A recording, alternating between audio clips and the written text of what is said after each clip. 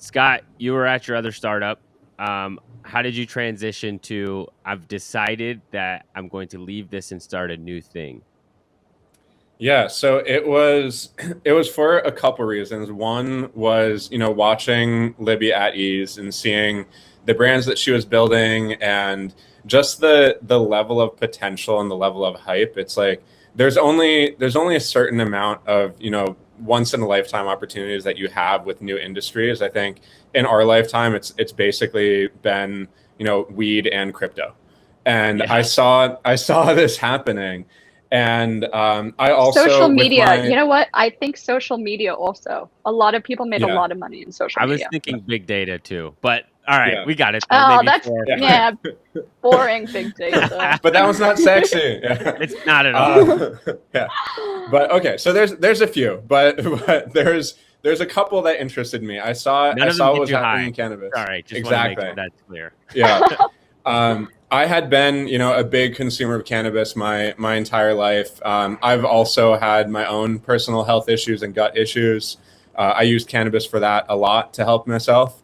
And with my last company, when my co-founder and I started that company, we had a conversation early on. I remember this vividly, and we said, you know what, like as a small company, there's not a lot of ways that we can compete, but one of the things that we can control is how hard we work. And so we are going to be the hardest working company. We're going to have the hardest working employees. And I prided myself on being the first person in the office in the morning and the last person to leave in the evening.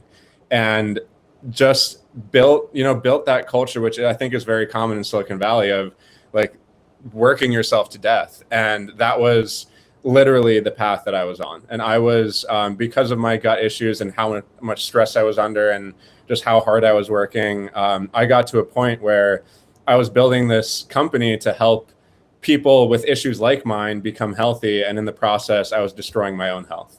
And so I had to take a step back and just look at, Scott, what are you doing with yourself and your health, and how much more can you actually contribute to this company?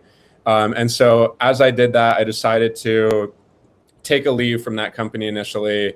Libby and I started talking about ideas for what turned into Space Coyote, and it just felt like the right time to, take a step back, refocus on my health, focus on this new industry. And then also with that, one of the things that I'm really passionate about is how can you build a company that is really great for everyone involved, both the customers, but I think equally or even more more important is for the employees.